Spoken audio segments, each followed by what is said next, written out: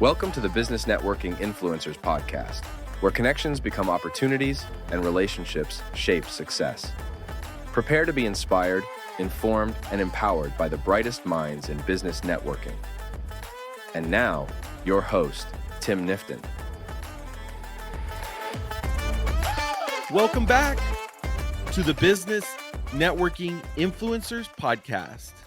Today's episode is sponsored by RSVP Las Vegas, and I am thrilled to be here today with a remarkable individual who has mastered the art of business networking and entrepreneurship.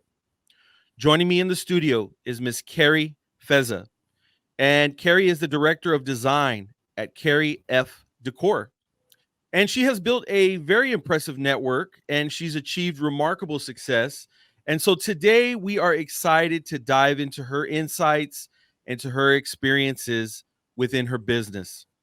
Before I begin, I would like to extend a warm thank you to our podcast sponsor, RSVP Las Vegas, for supporting this episode.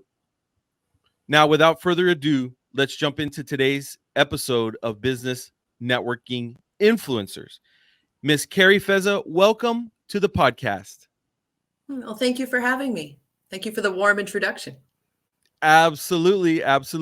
So it's always fun and exciting to learn the story of another business owner, of another entrepreneur. One of the coolest things of all is that every business owner, every entrepreneur has a different journey. Every single person has a different story as to what brought them to the place that they are today. And so I would like to just take a step back into time before we kind of go into what it is that you're, in detail, what it is that you're doing now.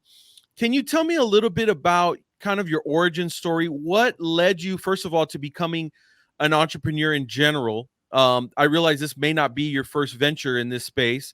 So kind of take me back to that point. What led you to decide that you wanted to be self-employed, that you wanted to be an entrepreneur? And then you could kind of tell us a little bit about how you got to be the Director of Design at Kerry F Decor.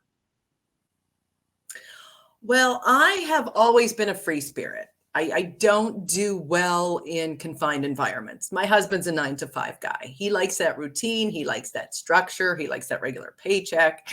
That's never been my jam. I've always been my own person. So I better off working for myself because I'm really creative. And there is that other type of person that's the creative, artistic person that's very intuitive, that just doesn't work well within the parameters that society's defined. So we look for creative expression. My background's in the psychic arts and entertainment. I am an empath too. So I'm able to read people. There's many different forms of psychic expression, clairvoyance, clairaudience. I'm a clairsentient, which means I can read people's energy. So I'm very sensitive to environments around me. And that's sort of one of the things I bring to my interior design business is that I can intuit things. My hardest part is conveying to the client what's going on in my head. Of course, we can do these through visuals and pictures, but I usually intuit my designs because that's my background. And I still do a side hustle in Vegas as a fortune teller. I work high-end parties and events. I just worked a couple last week. Or I get dressed up as a gypsy because it is entertainment, but I am a natural empath. So given that, I'm definitely not going to fit in with a conformist environment. So I like doing my own thing. Entertainment was really fun because then you're a gig worker. Every day is different. You get to work with all different kinds of creative types, and there's lots of rooms to express yourself there, from production to being in front of the camera to doing different things. I've done set design on stages for friends of mine and people I've worked with. Christy Love Brooks does a lot for the community, and I've staged several of her productions where she's been honored by Catherine Cortez Masto and the current senator in Las Vegas. So we're always happy to do that. I am an interior designer and we do offer staging, but a lot of my staging requests are for unusual things like doing stages. I did the stage last week for the National Association of Hispanic Real Estate Professionals. And they were really excited. It was at Canyon Gate, and they were really excited to have their stage set up. They said it looked elevated and it gave something to the presenters. And the presenters were awesome. It was a great discourse on entrepreneurship. I'm currently taking a class through Incubate Vegas. I was chosen to be a participant, and it's on entrepreneurship. So a lot of it is a review, but a lot of it is taking me in depth and helping me to expand my company. And how we got started was really quick. During COVID, I was working as a promotions model, doing conventions, that type of thing. And of course, with COVID, that all dried up. And I've always been into interior design. I've done my own house. I've been doing this for years, furnished rentals, remodeling. So I just decided to turn it into a business at that point. I love that. Thank you so much for also sharing the fact that, entrepreneurs, we kind of live in our own little world separate from everybody else. When you look at the studies, I think it's like 90% of people are in a 9-to-5 job. So we only represent about 10% of the workforce. And so just that in and of itself, we're already, it's a lonely world for us. We're very different. And so I really appreciate you mentioning the fact that, you didn't really fit in the box, because that's how a lot of us as entrepreneurs feel. We went through school a lot of times wondering why we don't, get along with everybody else in terms of the way that they just kind of comply. They just kind of go with the flow. And the rest of us were just kind of sitting there wondering, why this just doesn't feel right. I know for me, I certainly felt that way. And then once I started meeting entrepreneurs as an adult, I started realizing, wow, there's others that are like me out here. This is really nice, And so now it's like entrepreneurs unite. We can be weird together. We could be different together, and it's really a special thing because we are just a different breed. It is what it is. So thank you for mentioning that. That is a really interesting story about how everything kind of came to be with your artistic nature and your outside of the box way of thinking. Now, my question for you is, Kerry, who are you serving these days? What type of clients typically work best with you for your interior design work? And specifically, how do you serve them as well? Well, that's an interesting question. Well, obviously looking for a more upscale client who can afford interior design, because interior design is not expensive. We're a boutique agency. It's basically just me and a couple people I hire as needed. I offer hands-on service, and I have a great crew that I can call in when I need them. So it has to be someone who not only has the money to afford interior design, and I can work within a budget. We don't shy away from small projects, but we do shy away from small budgets. You don't have to have a huge budget. We're not a luxury stager or design company. We serve an upper middle class market, people that have money but have to be willing to spend it. And what we do to make it it's my job to convey my worth. And I've had people ask, why so much money? Well, it's really not a lot of money. I think I am right at my price point. I do have a lot of experience, but because my business is new, I have to factor that in. So I think I charge a very fair rate. I have different fee structures that I usually discuss during a consultation. I usually try and book it initially. When a client is interested in me and my services, I offer to do a consultation with them, which takes up to 2 hours. Okay. And the price starts at $250. You can go from $250 and above.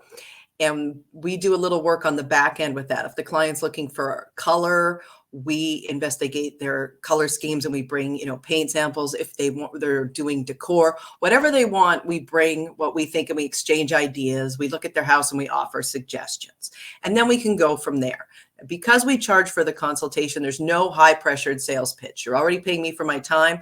I lay out what we can do for you, what my background is, what you're paying for, what my worth is, which is my diplomas, my certifications, my experience, my website, my portfolio, and our past projects. So you can choose if we're a good fit for you. Some people aren't, some people are. So that's what the consultation is. We have this exchange of ideas, and I try and bring, like I said, some more concrete items. So it's not just a meet and greet.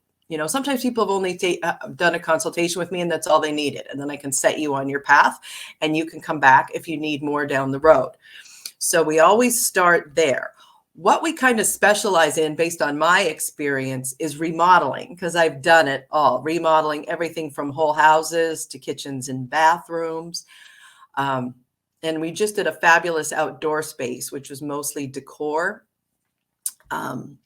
So whatever the person needs, we can address them, but our specialty is remodeling. As far as staging goes, we're more than bringing in just furniture into a house. We'd be interested in working with people who need a few upgrades before they sell. When you're selling your house, you're not really interested in spending money on it because you're moving out. But at the same time, there's still projects that really need to be done. And for a small investment of say $5,000 to $10,000, it could equal like 50,000 or more on the return investment, because no one wants to come in and see old light fixtures, tile countertops. You've seen those houses. They're stuck in an era. Right. Just a coat of paint, new lighting can be very inexpensive. We can come in and help with those upgrades. And if the price point's right and the project is properly funded, we can maybe even throw in some staging. So that's kind of our focus, and what sets us apart from other stagers is the design part of it. So we can do both. Sure. That's fantastic. Now, what would you say is, I guess, what are some of the most common problems that your ideal prospects are facing when they are kind of making that decision to hire somebody like you? Well, the problems are usually either one of two things. Either they have a good sense of design, they know what they want, but they do not have the time to implement it, and they need someone to go out and do the work for them. More than likely, though, it's going to be someone who needs to make a change, wants to make a change, and doesn't know where to begin. They can be a couple that's in an older home or has just purchased an older home and needs to remodel and upgrade it, but they just don't know where to start, or they need a guiding hand. And for our full service, we come in and do everything. We help you find the right contractors, the right painters, the right flooring, from the product to the install to the person who's doing the contracting and the installing. We put all that together for you and organize and manage the whole project. And I usually pride myself on bringing people in on time and under budget. The other thing we can do is sometimes people bought a new home and they want help decorating it because, again, they don't know where to begin. They have all these fabulous ideas, but what we do is break it down and organize the project. That's why you have to have a realistic budget. And I won't work with anybody that doesn't have a budget. I can work within your budget, but I need a budget to start with, and it has to be realistic. We don't typically take on projects that are under $50,000. That doesn't mean I'm getting paid $50,000, but you have to have at least that much money, and we have to see what you want to tackle within that parameters. Parameters are good. Boundaries are good. So say you had a project and you had $80,000 to spend on it. You're probably only going to tell me you have $60,000, and that's okay. We just have to make a realistic plan, a roadmap for where to spend that money, how to allocate it, and how to incorporate my fee. Yeah, no, I love that. I really love that. Yeah, I love how you kind of have all these things laid out, and that way it's kind of crystal clear what the expectations are. You're able to also avoid wasting your time and theirs. If their budget is too low, then you don't have to go and start getting deep with this stuff just to turn around and say, well, it looks like this is not going to work out after all. So really, the fact that you're so upfront about this, you're really doing your clients a favor, right from the beginning, because they know exactly what the expectations are, and they know if you guys are going to be able to make something work pretty early on in that process. So I think that's really smart. Also, you mentioned all these things that you help people solve. Again, entrepreneurs, we are problem solvers at heart. This is what we do. And it goes back to some of those original core concepts, which are you relieve people of stress and the burden of having to do things on their own. And then you save people a lot of time, because time is our most valuable asset, right? We save people time and money, because a lot of times people want to DIY. And I've been to consultations with people and they just want me to tell them what to do and how to do it. And I see them doing good things because they have experience, but also see them making huge mistakes. And like, if you brought in a designer, even if you just wanted a co-pilot, you're still going to save yourself a lot of money, because we can help you from making those costly mistakes And we can get designer discounts, and we can get things at a special price that you as a DIYer can't get on your own. Like the home improvement stores aren't necessarily saving you money. We know the right contractors, we know the right vendors, we know the right people. And if I might add, prior to the consultation, we offer a free complimentary phone call. So don't ever hesitate to call. I'll spend 20 minutes on the phone with you, and we can assess right there for a good fit. And if you want to move forward to the consultation, that's fine. And then sometimes we just realize on the phone that it's not a good fit, or the budget isn't high enough. So we offer that first. So I say, don't be afraid to pick up the phone. I answer all my calls. I don't have an answering service that, we'll connect you. We'll do this. I've gotten jobs because I'm one of the few people that answer my own phone. Sure. Yeah, no, that's a big deal, especially nowadays when so many things are being outsourced. So I can see why that gives you a competitive edge. Another really important thing, Kerry, that I like to ask every entrepreneur, sometimes for those that are on the outside looking in, they can see that, obviously that some people have found some tremendous success in their endeavors. Sometimes they see people, but they see more so at the end of the journey. And so they interpret that as, you got lucky, or, somehow or another, you had some special privileges. And then usually when I start talking with a business owner, it turns out that that's not the case at all. Usually there's been a lot of adversity. Usually there's been a lot of setbacks, and there's been so many obstacles that business owner or entrepreneur has had to work really hard to overcome. That stuff typically doesn't get broadcast on social media, right? Social media usually just shows the wins. And Yes. So in a sense, a lot of that is really kind of a facade, because it's not showing all the blood, sweat, and tears that person had to put into that endeavor, not to mention maybe the things that they went through to even get to that point prior to it. Can you share a little bit of that, Kerry? Just only what you're comfortable, maybe some type of an adversity that you had to overcome, and specifically if you were able to pull some sort of a learning experience from that throughout any part of your journey. Well, I don't know that I can't say that I've had any major adversity. The biggest challenge being new to the industry, in the entertainment industry, I had lots of connections. I could book work off Facebook, and still a lot of my Facebook are people from my entertainment days. And I still love those people. They're really friendly. There's people that are really competitive in that industry, but you'd be amazed at the support in the local entertainment industry. Still a lot of great people.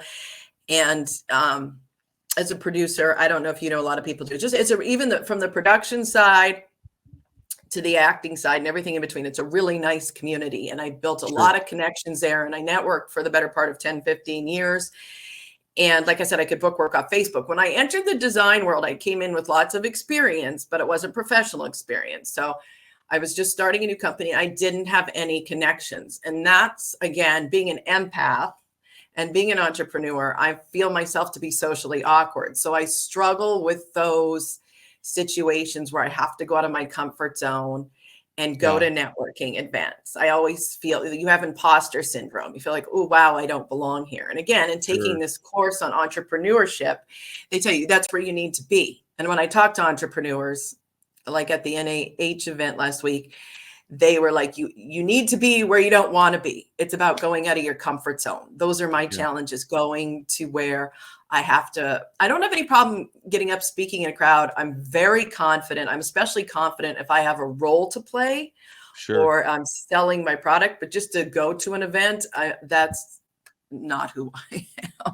So that's what I struggle with, is the social aspect and building connections, because the people you need to build connections with are also your competition. So you have to be confident in what you bring to the table that they don't, but collaboration over competition. How can I help you and you can help me without stepping on each other's toes?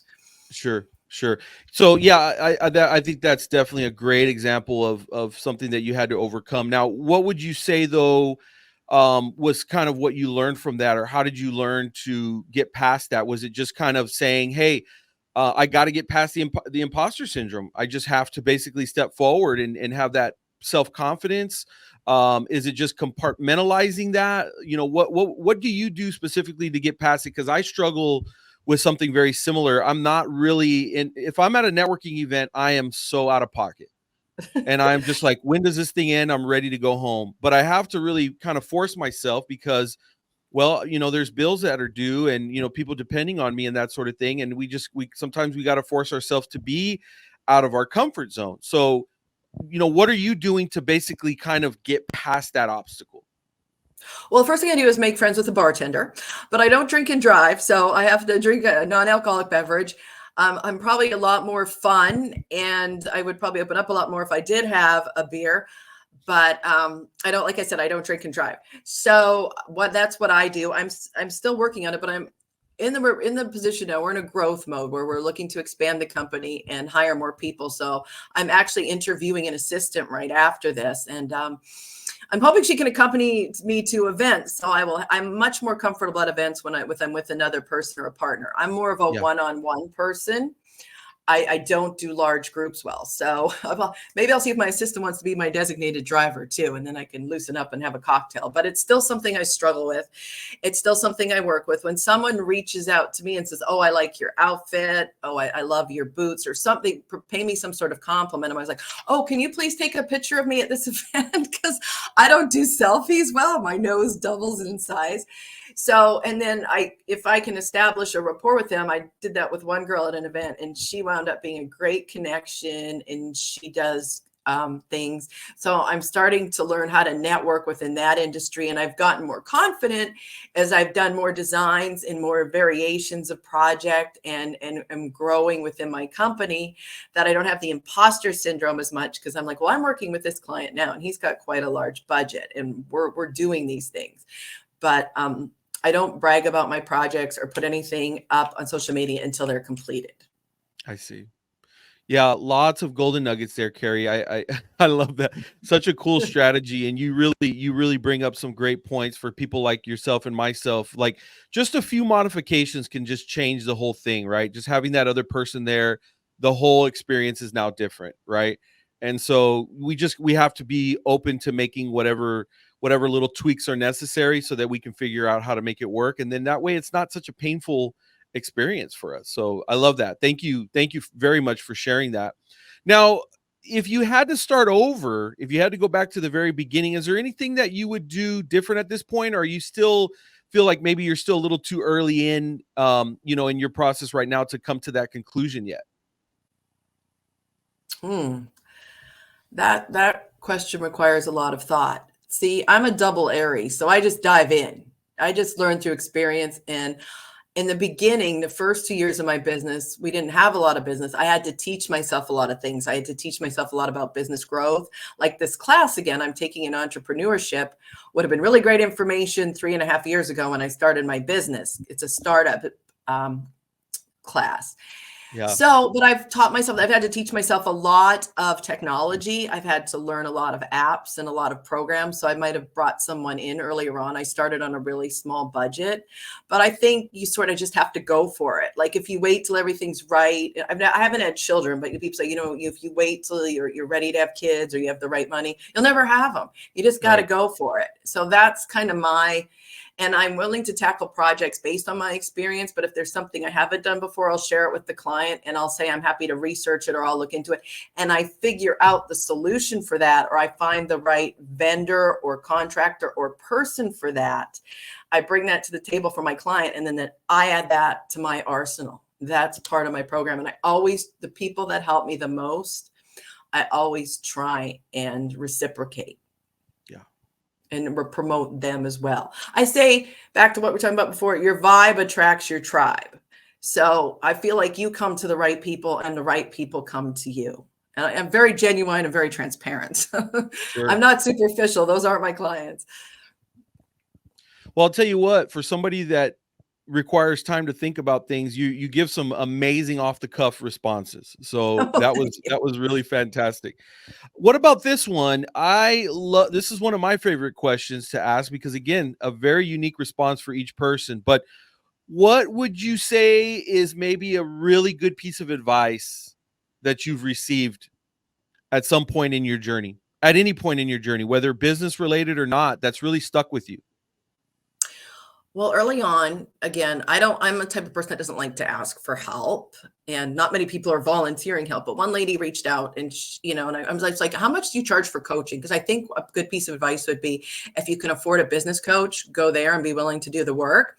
So I reached out to this lady, and we just did a couple phone calls, and she gave me advice for free. And she told me, SEO, work on your SEO, which is, Google. And I'm not a big fan of Google, but you have to have it. And I try and post a picture on Google every day, find something, even if it's just me. I have a lot of old pictures from my modeling days, headshots and stuff. So even if I put up something like that, my face is my brand. I try and put up pictures of my work. And most of my customers right now are getting me from the internet, and I'm just starting to work on referrals, and 5-star reviews are everything. When I'm done with a client, I always send them a feedback sheet. And I say, if and a lot of them don't want to fill it out because they feel like it's awkward, but I'm like, really, please, and I have certain questions. If there's something that you would rather I do differently, would you please put it on this feedback sheet and not in the review? Or if you don't feel comfortable leaving me a 5-star review, please fill out the feedback sheet. But anything less than a 5-star review doesn't really help me. And all of my clients so far have given me 5-star reviews. So I'm very grateful. Yeah. That's wonderful. Yeah. And if there's an issue, that gives you the opportunity to try to resolve it before they're going to go and jump online and say something disparaging about you. So, well, I don't think they would, or I wouldn't ask them for that. I try and make my goal now is you don't want to get really, you draw the fine line between getting really involved and friendly with your clients. Like I have clients that I'll go to lunch with once in a while that I've worked with. And then you sort of have to maintain that professional distance. Like you don't discuss politics, or you don't get, their marriage might be falling apart. I don't get too involved in that. I just say, how are you doing? How are the dogs and cats? How are they dealing with it? Right, and let's move on to design. So you have to walk that fine line. But my goal now is to make friends with my clients so I can stay in touch with them, because somebody was pointing out at this conference again last week where we did the staging and the entrepreneurs were talking, is to build your CRM. That's what I did in my psychic arts business. My clients come back to me for readings for almost 20 years, or their referrals. So I learned early on, build your client base, stay in touch with your clients. Even if they don't want design, or they spend a lot of money on their last project and they can't afford to move on to the next one, they can still refer you to a friend or a neighbor. That's all what I've learned in all my entrepreneurial journeys. Keep really good tabs of your customer database. Get an email list together. They can always unsubscribe. Send digital Christmas cards, try to remember their birthdays, just to it's a good excuse to pop in and say hi. Build your clientele base. Very, very, very important. Very important. We're getting pretty close to wrapping up. I've just got a couple of final questions here for you, Kerry. Loved everything that you've shared so far. I'm always curious to know, just given all of your experience and all of your success, what challenges are you still maybe working to overcome in your business at this point, right here today at the time of this recording? Exactly. Today, like I said, after I'm going to interview an assistant because I'm trying to do too much on my own. And so I'll just put this out there for anybody who's watching. I'm also looking for someone who's a social media strategist. There's the option of hiring an AI person or a person to do social media. I've had other people offer to do my SEO and my social media, but they were really expensive. And I do pretty good on my own. I've taught myself how to do my own SEO. And so far it's working out pretty good. It could be better. I don't feel like I'm utilizing social media to my advantage. I'm not getting clients from there. So I'm really looking for a social media strategist. This assistant, that doesn't appear to be her skill set yet, but she's willing to learn. We've spoken on the phone, and she also brings other things to the table. Today, she's assisting me at the design center because I have to pick up artwork for a client. So I just need that extra set of hands. And that's my challenge, is learning to trust others, delegate, bring people in and delegate. Like I said, I managed to get a really good crew of people together when I need to assemble something or do installs, and they have been invaluable to me. So my challenge that I'm working on is growing my team and expanding my business, because you can't grow and do it all by yourself. That's right. Do what you do best and delegate the rest if at all possible, right? Oh, I love it. Kerry, when you're not working, this is going to be my last question. When you're not working, your mind, maybe you can never turn it off. I know some of us, we're just incapable of turning it off completely. But if you were to try and step away from your work and step away from your business, what does that look like? What does your downtime look like? What do you enjoy doing to just kind of unwind and relax? And who would you typically spend that with? Well, with my husband. We were a good balance for each other. We enjoy our home. I'm into homes. I've decorated my home. My home is my sanctuary. I don't entertain a lot. I'm very careful about who I invite into my home as an empath. We just have we have our pool. We have a nice backyard. Sunday fun day. I don't work Sundays. That's my mental health day. We spend it together, usually drinking beer by the pool. Very nice. That's what my day off looks like. I love it. And then we might go out to a nice dinner, or we live in a neighborhood with 5-star restaurants that we can walk to. So we might walk down, enjoy a cocktail, some really good food, and just enjoy our personal space. That's amazing. I love the simple stuff like that myself. Yep. And it's really rejuvenating to be able to do those simple things like that and recharge and then come back ready to attack again on Monday, Yep. So as entrepreneurs, we typically look forward to Mondays. So hopefully you do. And hopefully if you get more help and more assistance with these things, you can enjoy it even more as you're able to kind of free up some of your time and your energy and your space to do the things that you're best at. It's obvious you have a lot of passion in what you do, Kerry. So thank you so much for everything that you shared today. I think that you definitely have a very, very bright future in what you're doing, and can't thank you enough for all the little golden nuggets you shared with us today. Well, thank you for having me on and letting me share. Absolutely. Well, that does it for another episode of the Business Networking Influencers Podcast. And thank you again to Miss Kerry Fezza, the Director of Design at Kerry F Decor. One last and final thing, Kerry, how can they reach you if they have any questions, if anybody's listening or watching and they'd like to learn more about you? Well, we're at Kerry F Decor. So all social media is at Kerry F Decor. You can email me at kerryfdecor@gmail.com. And my phone number is 702-882-4518. And you can pretty much just Google me and find me online. I love it. Thanks again, Kerry. Thank you. Thank you for tuning in to the Business Networking Influencers Podcast. We hope you gained valuable insights and strategies to elevate your business and networking game. Don't forget to subscribe for more episodes filled with expert advice and inspiration. Until next time, keep connecting, keep growing, and keep influencing.